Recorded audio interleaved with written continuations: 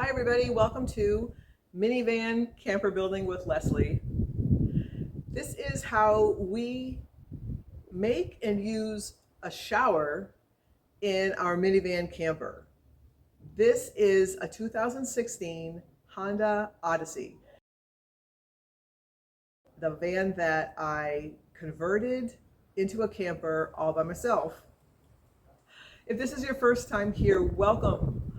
Why don't you go ahead while you're here and subscribe? That way we can stay in touch, and feel free to ask me any questions about anything related to the camper van build or any kind of DIY involved in doing it.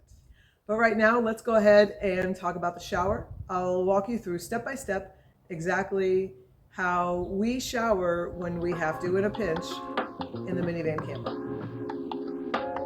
Okay, to make this bare minimum shower, you don't need plumbing, like I said. You don't need any kind of extension sticking out on the side of your van.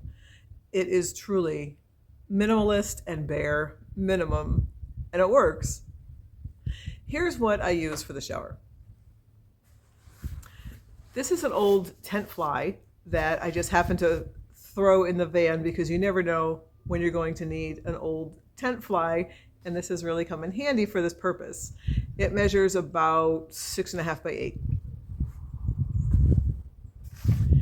In addition to that, I also bought this tarp. It's a lightweight tarp. I actually haven't even tried it out yet, so we're going to do it together for the first time.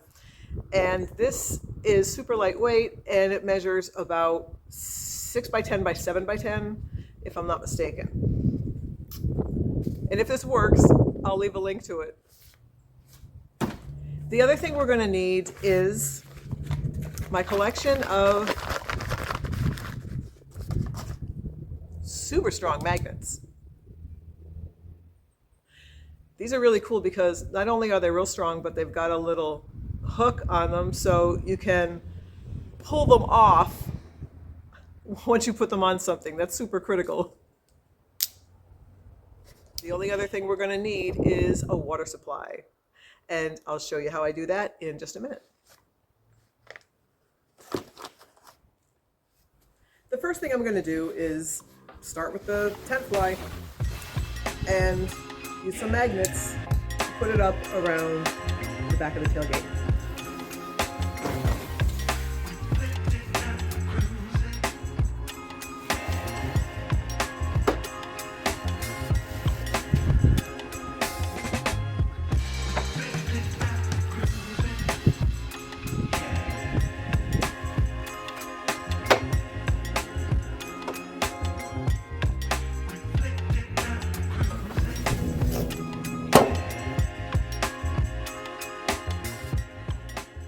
All right, now that we have the one tarp up, let's bust out the new one and see how it does.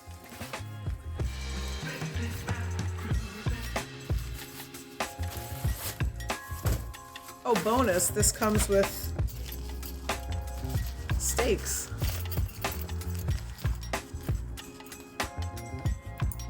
Four stakes. It's really nice and lightweight. Okay, you know what? While I'm here, let's just do a quick little review of this tarp. It's super lightweight. It's a thin nylon material, reinforced.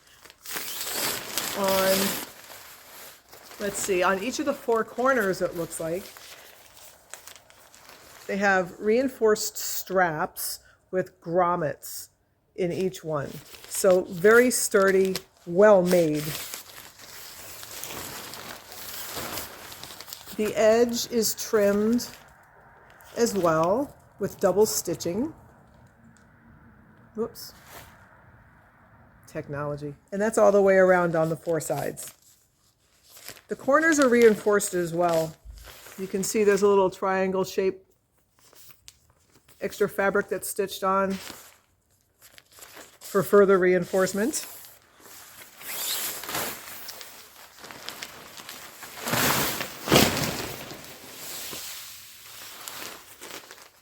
It's also got sealed seams. So it looks like there's one seam that goes through the tarp lengthwise, and it's double stitched and it's sealed as well. This is not very critical when you're using it for a shower situation, but for camping, for waterproofing, for ground tarp, then yeah, that's all the stuff you want. But I do like the reinforcement, I like the strength of it. Let's put her up.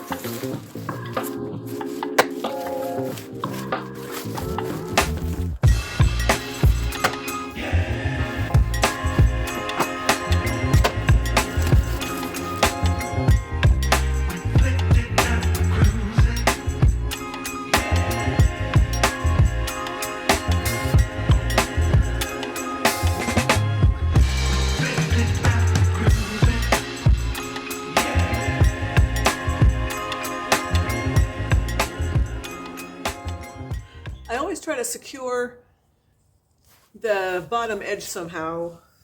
I have a couple of little ropes here on the tent fly, and either I use the tent stakes to secure them in the ground, or if that's not possible, just grab a rock to tie around them and helps stabilize them. It not only gives you some more space inside, but it protects against any breeze. And when's the last time you took an outdoor shower in perfect weather conditions? Doesn't always happen. Well, here we are in the shower.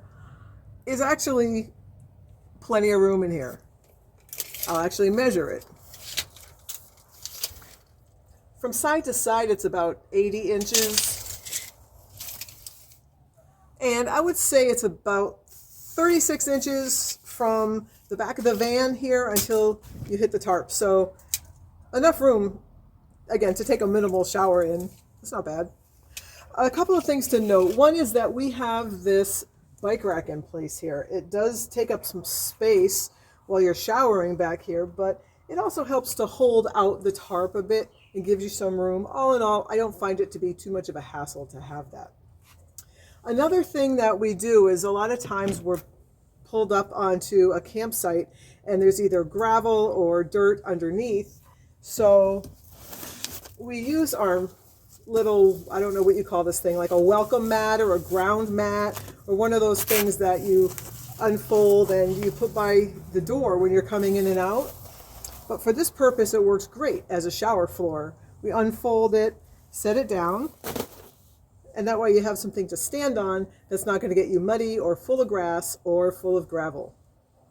It's perfect because it doesn't absorb any moisture. It shakes right off and you can dry it quickly and store it away fast. So, where is our water supply? I knew you'd be wondering this. Well, remember when I mentioned minimalist and simple? This is what we use. A good old jug of water, sometimes two. Easy to refill, easy to travel. I know that most of these shower solutions come with a little spigot or some kind of, setup where you have water actually falling down on you.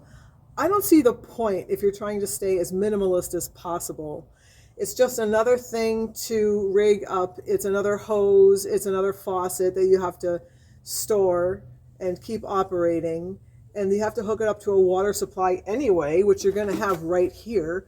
So why not just use the gallons of water that you travel with anyway? We store gallons of water in the pantry side of the camper that we use for cooking, drinking. It's our water supply, washing our hands, whatever. So it just makes sense to use these also for the shower. It might not be as sophisticated as having running water falling down on you, but when you really want a shower, this works just perfect. And when your shower's done, you have a super easy breakdown.